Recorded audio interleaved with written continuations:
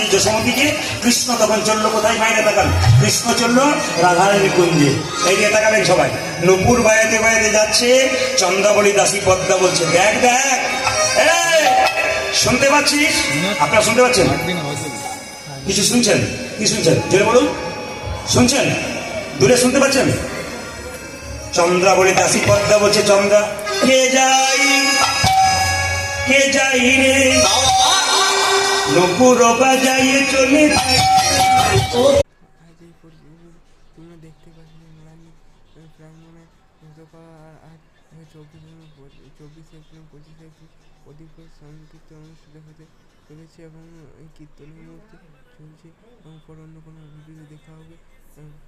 অবশ্যই লাইক করুন, সাবস্ক্রাইব করে দিন যাতে পরবর্তী এই ভিডিও থেকে আপডেট পাওয়ার জন্য ভিডিও দেখে অসংখ্য ধন্যবাদ। ঠিক আছে।